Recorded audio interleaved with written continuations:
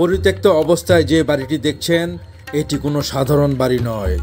17 শতকে তৈরি, এখন জঙ্গলে ঘেরা এই রাজবাড়িটির এক সমৃদ্ধ ইতিহাস রয়েছে। প্রত্যেক কক্ষে প্রবেশ করলেই দরজা জানালাগুলো মনে করিয়ে দেয় সেই ইতিহাসের কথা।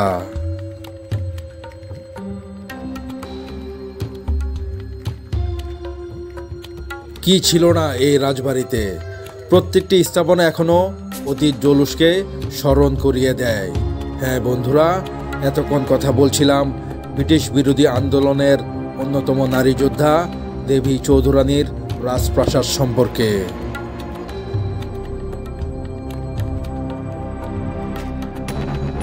দেবী চৌধুরানী ছিলেন প্রথম বাঙালি ব্রিটিশ বিরোধী নারী নেত্রী ও পীরগাছার বিখ্যাত জমিদার।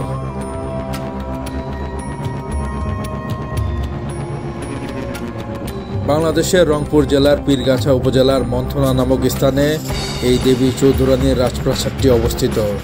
প্রায় 28 একর জায়গা জুড়ে এটি তৈরি করা হয়েছিল 1703 থেকে 1704 খ্রিস্টাব্দের মধ্যে।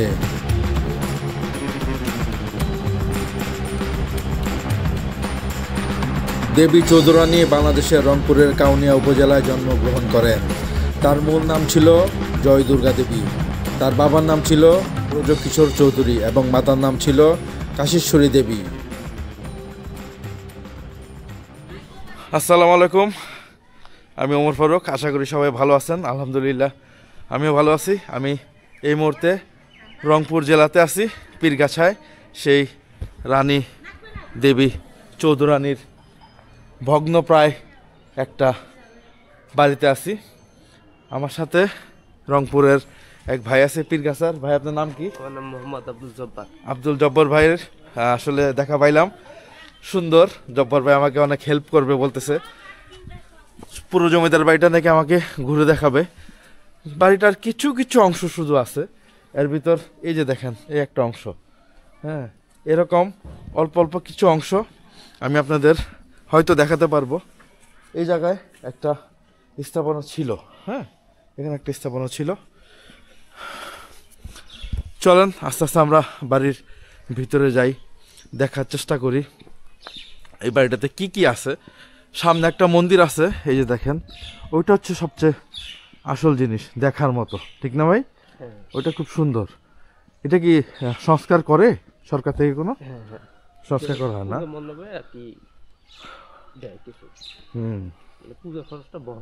পূজার খরচটা বহন করে। এটা কি সরকারই দেয়? সরকারি দেয়। ও আচ্ছা আচ্ছা। তবে রাজবাড়ির সম্পত্তি অনেক ছিল, অনেক আছে, ওইখান থেকে মনে করো বছরে বছরে টাকা পায় না? বাহ, কত সুন্দর একটা সেই তখনকার সময়।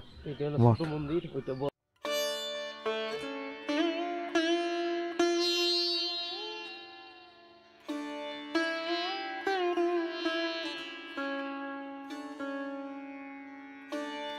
দেবী চৌধুরানী ছিলেন প্রথম বাঙালি ব্রিটিশ বিরোধী নারী নেত্রী ও পীরগাছার বিখ্যাত জমিদার। প্রথম বাঙালি নারী নেত্রী যিনি ব্রিটিশদের বিরুদ্ধে যুদ্ধরত অবস্থায় শহীদ হন।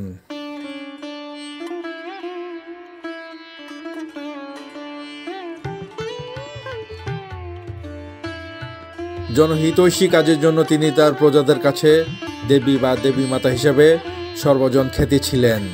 তিনি ব্রিটিশদের কাছে ব্র্যান্ডেড কুইন বা দস্যুরানী নামেও অধিক পরিচিত ছিলেন।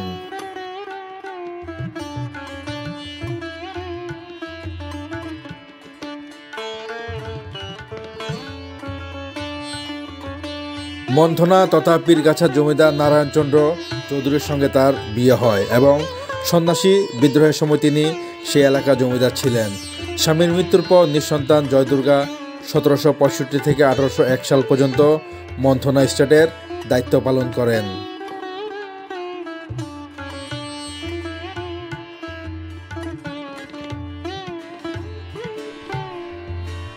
ভবন বেশ অনেকগুলো, এক একটা থেকে এক একটা পুরনো।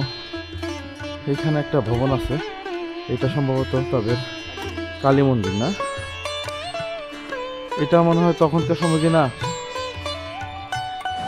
এটা হচ্ছে 1300 বাংলা 19 সালে, প্রায় 130 বছর পুরনো এই মন্দিরটা। মন্দিরের কারুকাজগুলো অসম্ভব সুন্দর। এখানে একটা অংশ আছে। যেহেতু মন্দির, ধর্মীয় জায়গা, আমি আর ভিতরে না প্রবেশ করি, এখান থেকে একটু আপনারা দেখতে থাকেন। আমরা বাড়ির একদম পিছনের ওয়ালের এখানে আছি। এগুলো টয়লেট ছিল না? এই যে টয়লেটের ফুটাগুলো এই যে এখনো দেখা যায়, দেখছেন? এই যে এগুলো নাকি টয়লেট ছিল, 1টা 2টা 3টা, এই যেখানে ছিল পানি বের হওয়ার, এগুলা টয়লেট ছিল রাজাদের। আমরা একদম বাড়ির ভিতরে প্রবেশ করে ফেললাম। এখানে ঢুকতে বেশ অনুমতি লাগে, কিছু করার নাই। আমার ভাইজান আমাকে খুব সাহায্য করলো। আসলে জমিদার বাড়িগুলো আসতে গেলে আছে না, বিভিন্ন রকম এখন পারমিশন প্রয়োজন হয়। আস্তে আস্তে এগুলো এত টাফ হইতেছে যে কল্পনার বাইরে। এই যে ভবনটার কিচ্ছু নাই এখন, দেখছেন? কিচ্ছু নাই, সব একদম এই অবস্থা, নষ্ট হয়ে যেতেছে। আমি ওদের থেকে অনুমতি নিলাম 10 মিনিটের জন্য। 10 মিনিটে আমি চেষ্টা করব পুরো বাড়িটা কভার করার জন্য। এটার বাড়ির পিছনের অংশ, এরপরে আরেকটা গেট আছে, ওই পাশে একটা গেট আছে, এরপরে মন্দির। এটা একদম পিছনের অংশ। এই যে দেখেন, এক আশ্চর্যজনক বাড়ি। চলেন আমরা আস্তে আস্তে আপনাদের এই বাড়িগুলো দেখাই।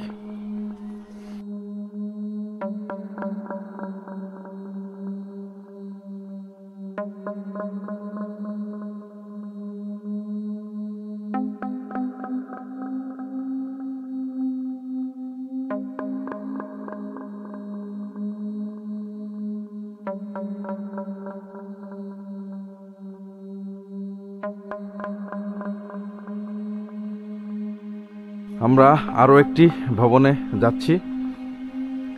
এই যে সামনে, এটার কিছু লেখা আছে মনে, এখানে 200 লেখা যেতেছে। পীরগাছা, রংপুর। জানি না এটা কবে সংস্কার করা হয়েছে। এটা আরেকটা অংশ বাড়ির। এই যে এখানে কিছু একটা লেখা আছে, কি লেখা আছে এটা?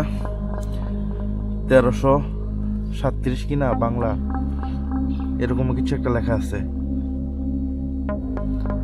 শ্রী ফরিদ মিস্ত্রি।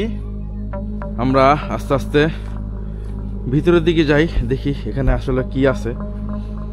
সেই আজ থেকে এত বছর আগের একটা বাড়ি, এটা একবার সংস্কার করা হয়েছে সম্ভবত।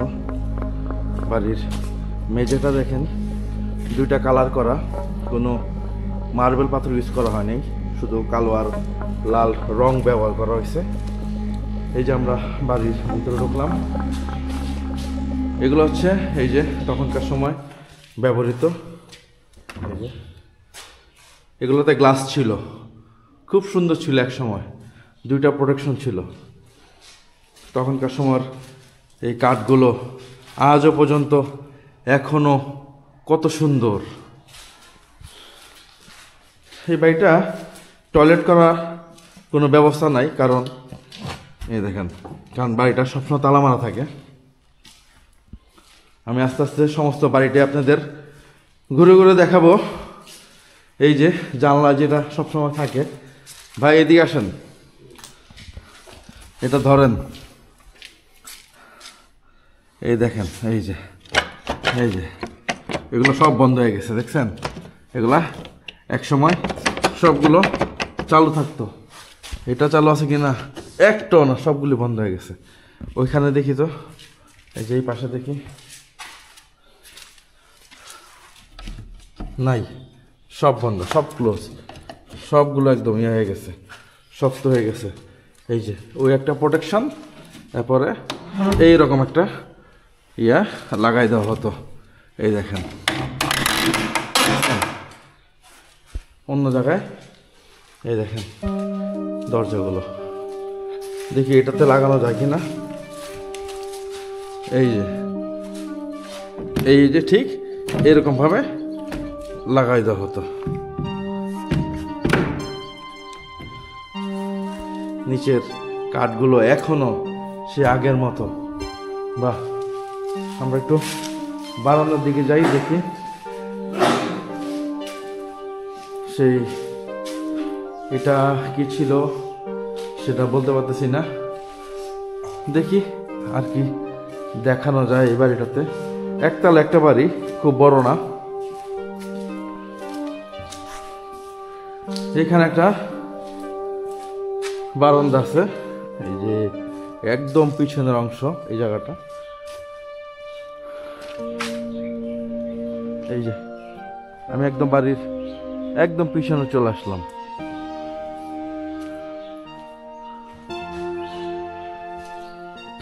এই বাড়িটা পরবর্তীতে সংস্কার করা হয়েছে, বুঝছেন ভাই, এটা সংস্কার করা হয়েছে। হ্যাঁ হ্যাঁ, এটা কাজ করছে।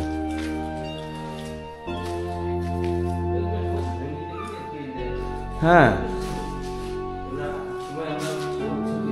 দেখছেন না এখানে কি আপনার ওই যে খাট টাট এগুলো পাইছেন? এটা ছাদে উঠা যায়? গাছ দিয়ে গাছে উঠছেন। প্রত্যেকটা অংশ আমি আপনাদের দেখাইতেছি, দেখছেন সেই তখনকার সময়ের। কিন্তু টয়লেট ছিল মনে হয় বাইরে। হ্যাঁ, টয়লেট ছিল বাইরে।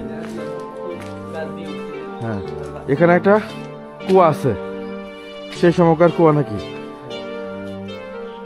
এই যে তখনকার সময় কুয়াটা, এই যে আজও পর্যন্ত আছে, দেখছেন। ও, ভাল লাগলো এই বাড়িগুলো দেখে, কত সুন্দর মনোরম পরিবেশ। এইখানে আরেকটা অংশ আছে, এটাও দেখাবো আপনাদের। চেষ্টা করলাম বাড়িটা দেখানোর জন্য, ইতিহাস বলার জন্য। জানি না কতটুক পারছি, চেষ্টা করছি। এ বাড়িতে ঢোকারই তো আসলে অনুমতি নাই, তারপরও অনেক রিকোয়েস্ট করে এই বাড়িটাতে প্রবেশ করলাম। খুব সুন্দর, বেশি বড় না, মাত্র 2টা ভবন 3টা ভবন আছে, বাকি আর কোনো কিছুই নাই। এক সময় এগুলো বিলীন হয়ে যাবে যদি সংস্কার না করে। ভালো থাকবেন, আর প্রত্যন্ত অধিদপ্তর যদি পারেন এগুলোকে সংস্কার করার চেষ্টা করবেন। আজকে বিদায় নেই, আগামীতে আপনাদের সাথে আবার দেখা হবে, কথা হবে নতুন কোনো ইতিহাসের খোঁজে। আসসালামু আলাইকুম।